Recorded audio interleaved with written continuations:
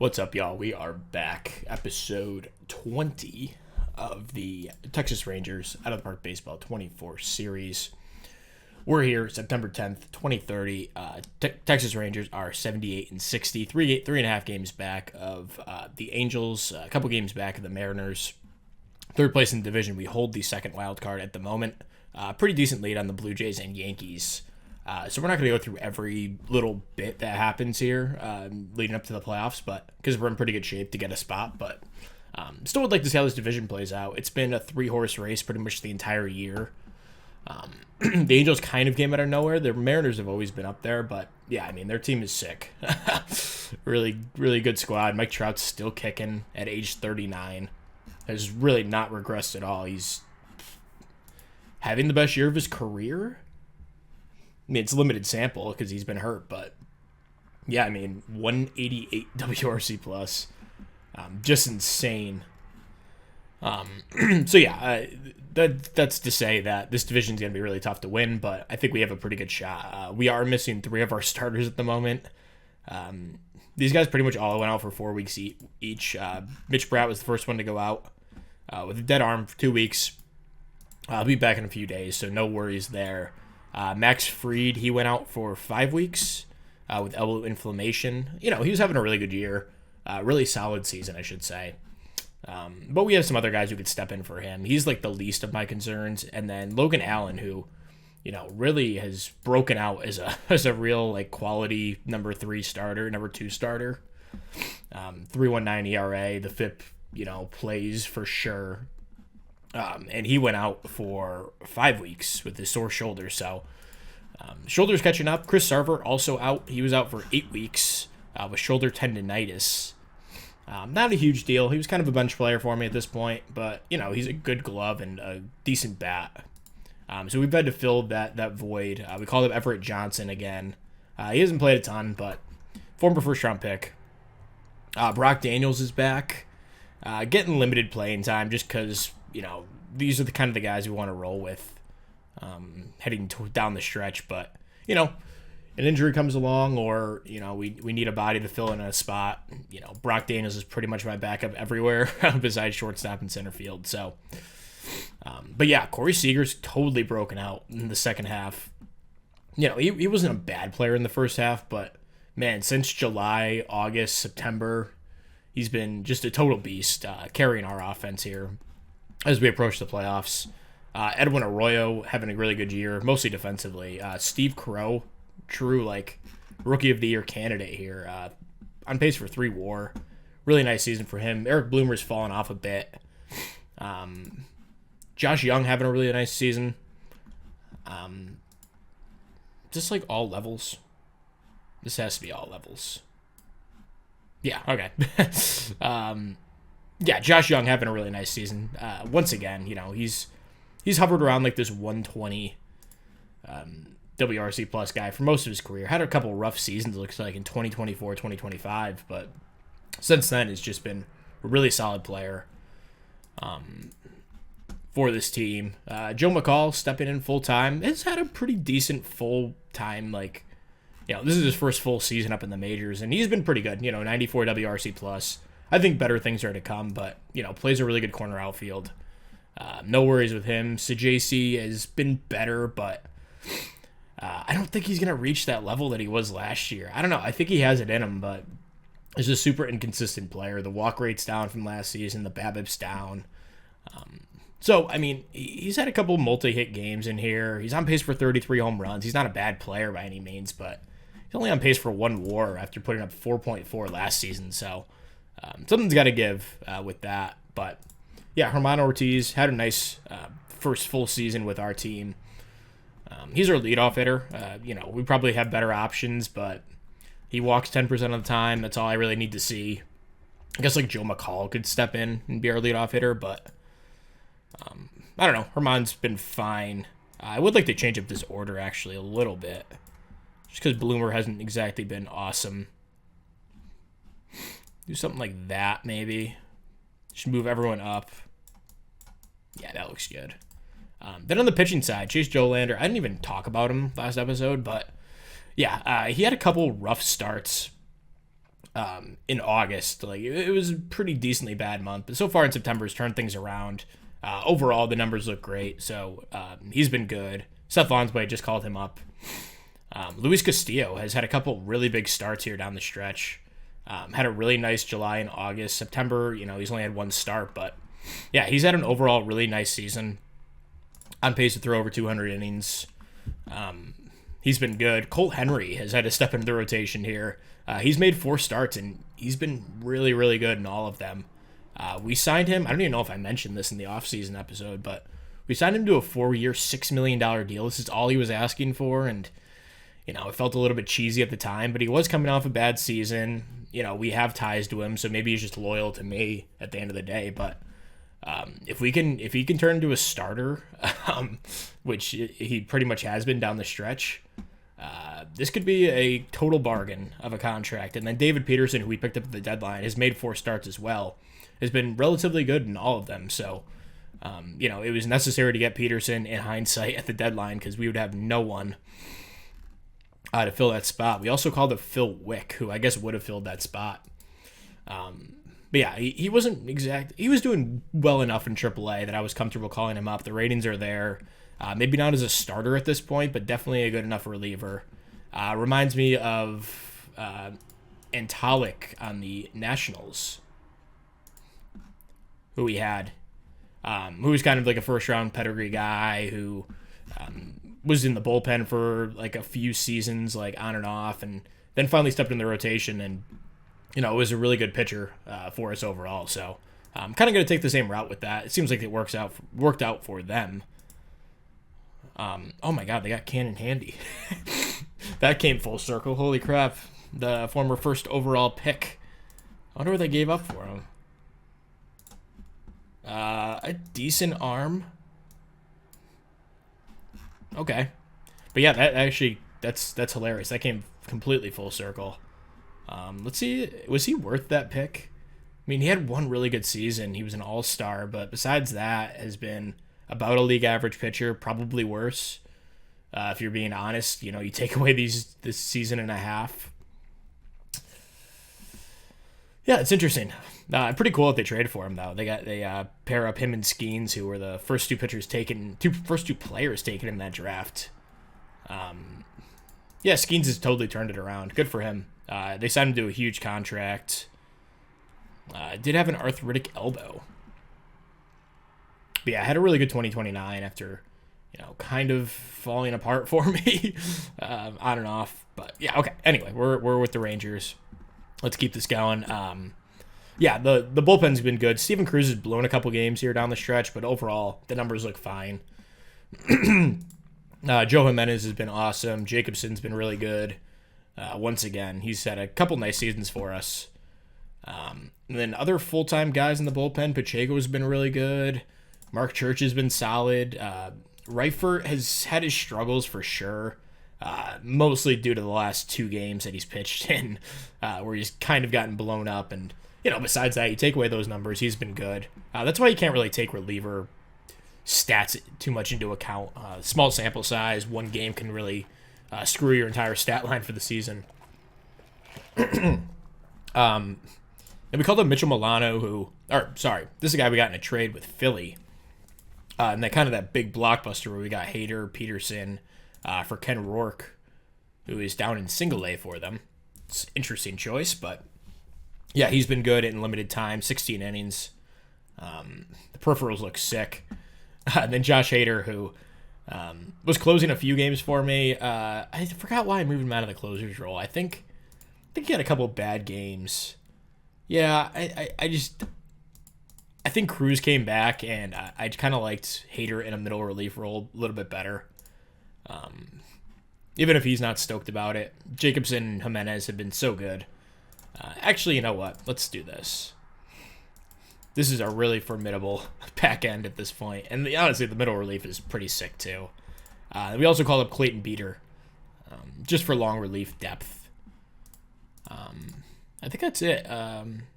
Rafael Marchand's barely played. Sal Frelick's barely played. He's gotten 10 at-bats. Colomares has been a strictly, playing when someone's tired backup. And yeah, that's pretty much it to update. So I'm going to sim ahead a week.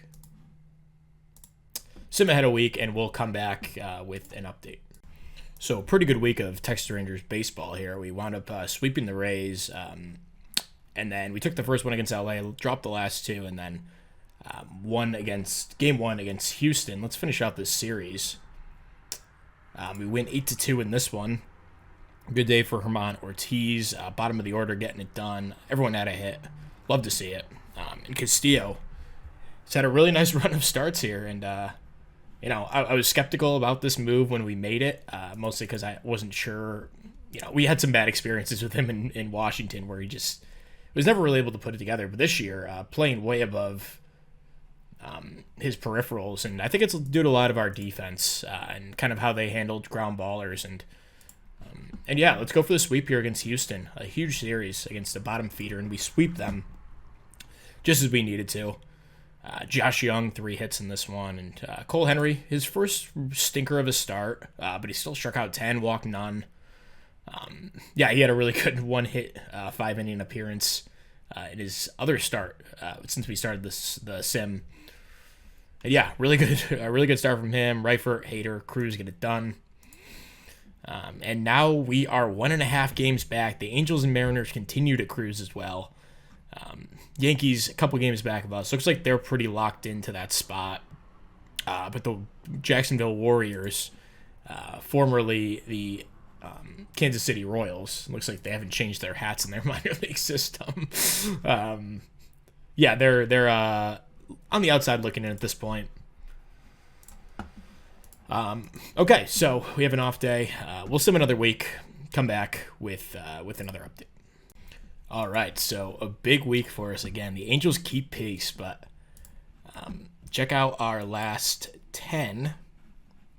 8-2. Angels are 5-5 in their last 10, but we had a really good week. We swept. Well, we already talked about the sweep of the Astros. We won 2 out of 3 against the Giants, who are an average, pretty mediocre team, but we took care of business, and then a huge sweep of our division rivals, the Seattle Mariners, really pushing us forward to the first wildcard spot with, I think, 9 games to go. 10 games to go at this point. But yeah, huge day, or huge week. Angels in a virtual tie, well, an actual tie. They might have a tiebreaker or something, but our run differential is way better than theirs. We're red hot. We finally are healthy. Chris Sarver's still out for 3 weeks, but we just got Max Fried back today. I don't know if that's a real big gain or anything, but he'll probably make a start here down the stretch, I'd imagine. And then we have Mitch Bratt's also back. His start was kind of shaky. I've moved him to the bullpen just because I think his stuff plays up a little bit better there. The movement's definitely an issue. I think he'd be a really good reliever, though. And then David Peterson pushes him to the bullpen, which, he was a good starter, but, you're able to add depth to the bullpen. That's always a good thing. And then Phil Wicks pitched really well in 10 innings as well. So there we go. Big series here against Cleveland. Looks like they must be leading their division. Yep, they are. Not a very good team. Oh my God, we have the 3 best teams in the American League.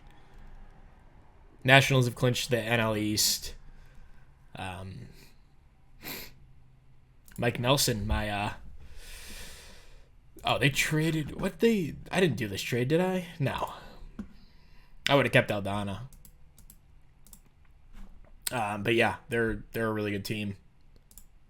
Marcelo Mayer, 129 WRC plus. Look at that. Crazy what happens when your best player actually plays as the best player. All right, so Cleveland series. We'll jump off. You know what? Let's just go through these. And we lose 5-4. Oof. Tough day. Doesn't look like the starter. Dolander, not the best start. And then Mark Church gave up a run as well. Offensively, a couple RBIs from Ortiz. Not too much else. And then we lose 2-1. We lose our second baseman, Ortiz. That's not good at all. So we're going to have to go down to the minors. Don Cohen hasn't even gotten a shot this season, so we'll slide him in. What do we want to do here? I think Brock Daniels needs to enter the lineup. I don't know if I want to put him at second, though. I think we're going to have to, though. Yeah, Brock Daniels can play some second. We'll have Don Cohen come in, be a defensive replacement. Yeah, that's fine. And then lineup-wise, we'll probably let's do Joe McCall. Push Brock Daniels up in the order, but maybe against lefties we'll actually have Brock lead off. That looks good. Against lefties we'll have McCall lead off. Yeah, it looks pretty good. And then, yeah. Let's see if we can survive these next 4 weeks, which probably pushes him late in the playoffs if he comes back. So we salvage game 3 of the series, looking for the tie. Max Fried is hurt, out for a week. Didn't last too long in his last start. We'll use a spot start if we need to. But we have an off day, so we might be able to survive without it. But yeah, looking for the series split here. Luis Castillo on the mound, looking to continue his great month of September. And Rafael Marchan, a run-scoring signal in the bottom of the 10th to walk it off. Joe McCall, 3 hits at a leadoff spot. Castillo, not the best start, but the bullpen does a really nice job getting us through that one. And we now start a series in Jacksonville. Bunch of movement here for minor leaguers. Mike Balding's a guy a lot of teams wanted. I held on to him because I was curious about how he'd develop. Mike Henderson, one of our top prospects, number 68 in baseball. Tim Schiller, our second-round pick this year. Crushed rookie ball this year as an 18-year-old. Could see some time in A-ball next year. I'm not going to rush him. Yeah, we could actually start Dolander here, which I think I'm going to do. In game 1, huge game. We're game back of the Angels with just 6 games to go. So definitely doable. We're 5 up on the Mariners, so still need to keep pace with them, but we're in pretty good shape with that. And we win 9-3 in game 1 of the series. Steve Crow, 4 hits. What a season from him, man. He's been awesome. Brock Daniels, 2 hits. 4 RBIs. Stone Russell, nice game for him. He's kind of fallen off after a pretty decent start to the year. The home runs have not been there this season. Dolander, pretty solid start. The bullpen does a good job. So game 2, take off Logan Allen's pitch limit. I'm going to start Allen here. And they're going to start Matt Olson. Game 2 in Jacksonville. And we take the lead for first place in the AL West. Nice day from the offense, getting a bunch of hits, sprinkling around. Logan Allen, an awesome start. Decent enough job by the bullpen, and Steven Cruz picks up his 40th save on the year. I don't know why he's listed as a starter, but okay. And now we can throw Cole Henry here probably in game 3 of the series. Up a game on the on the Angels, and we lose 9-2. Cole Henry, not a good start. The rest of the bullpen, not great. But still game up. And we'll probably throw Castillo in this one. Fried's still not good to go. We are going to need a spot starter here, though. Probably be David Peterson. He's been good. So, okay, last series of the season. Pretty much we win 2. Let's go for the sweep here. Let's not even talk about. They're a bad team. The Angels are playing the Mariners, so that works out well for us. They can kind of pound each other into the ground, and maybe they'll split the series or something. So let's go. Luis Castillo on the mound, game 1, 6-5 win. Dead arm for Castillo. He'll be fine for the playoffs. Seager, 3 RBIs, finishing out. his awesome season. Phil Wick finally gives up a couple runs. 3 walks. I don't like that. But yeah, we wind up winning in 9. Joe McCall, a sac fly in the top of the 9th. So it looks like Angels won their game. A couple of retirees, whatever. Also, before I forget, extend some of this minor league system. Bench coach, maybe we'll let him go. Although he's been fine, I guess. Sure, we'll extend him. That's pretty much it. Okay. So game 2, we'll have David Peterson on the mound, and then Dolander, we'll see if we need him for the 3rd game. If we win this, we're in good shape. So Peterson on the mound here. And we win.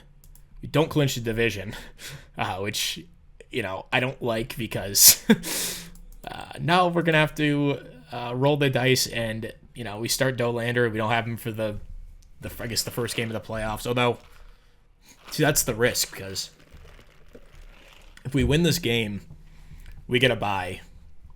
If we don't, we have to play in the first round. And if I start Dolander, we don't get him for that first round, most likely.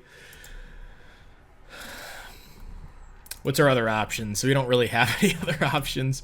Max Fried's still hurt, so I guess I got to throw Dolander here.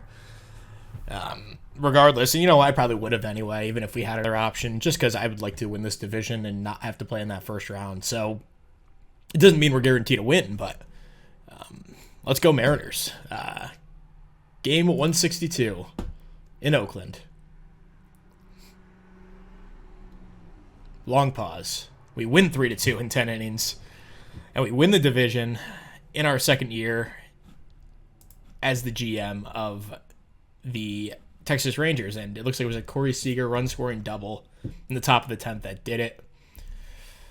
A couple hits for him in that game. Dolander, a really good start. Pacheco and Church get it done. So there we go, our first division title, 96-66. And we'll set our playoff roster and come back for round 1 of the playoffs. All right, here we are, first round of the playoffs. We are playing our division rival, the Los Angeles Angels, with this, pretty decent team. Really good rotation here. Former Nationals player, Josiah Gray, Reed Detmers, Christian Javier is their ace. Big free agent signing a couple of years ago. And Nolan McLean, also another good arm. More of a reliever, like 5-and-fly guy, but still a good player. Then this offense, which is pretty top-heavy, you have Gabriel Martinez, former Rockies guy we tried to trade for a few years back. Vlad Guerrero Jr., he's here. Mike Trout still kicking, talked about him. And then, it kind of falls off from there, but, a really good catcher in Drew Romo, which always makes things difficult. Probably why this pitching staff was so good. Good defense, 4th in zone rating, so... not a totally dissimilar team to us. Maybe just turned down a couple notches. But yeah, here we go. Game 1 of the series. We'll have Dolander, Castillo, Allen, and then Cole Henry. I'm doing like a little funny business, 65 pitches. Get him out of there. Get it to David Peterson. Notably left off the roster was Max Fried. I didn't see him making a start for us, and I think like David Peterson and Mitch Brad are better suited for the bullpen at this point. So I left Fried off the roster. Could be back next series, but this is just kind of how the way things worked out. They have a ton of righties in their order. We don't really need another lefty in Fried, so there you go. Game 1 of the series. Let's do it. Dolander on the mound. And we lose 4-2. And it looks like Dolander wasn't horrible, but the offense was not able to get enough off of a slew of relievers, apparently. They had this guy's start, and he went 5 innings. Okay. We couldn't get a single run off him. That's wild. So, game 2, Luis Castillo on the mound. Could have started Logan Allen here, but righty on this righty lineup, and we get completely annihilated in game 2. 11 runs we give up. Castillo, not honestly that bad. It wasn't great, but holy crap, this bullpen.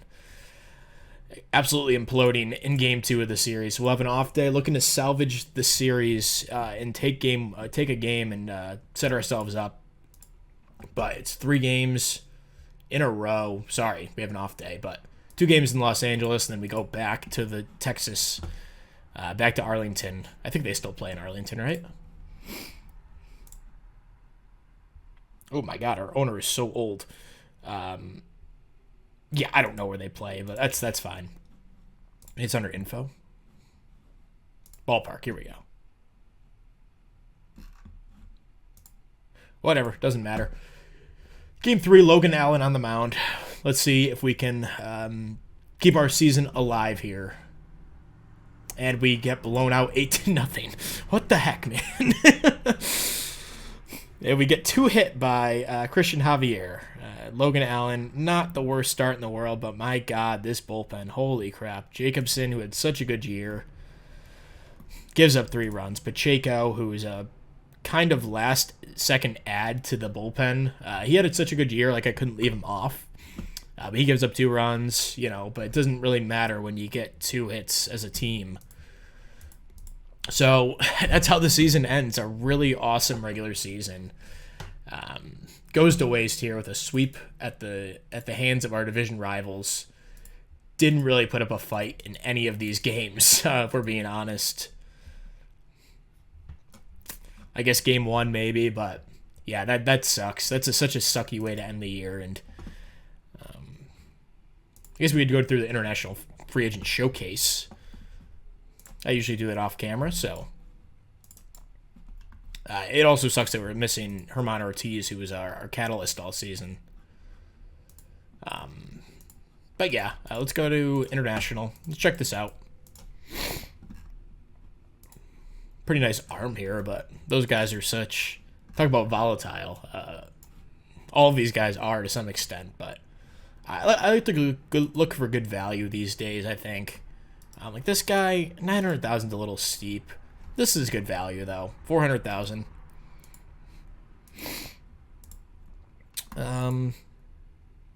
Decent catcher. If he develops, he could be okay. Good value. Not really a defender.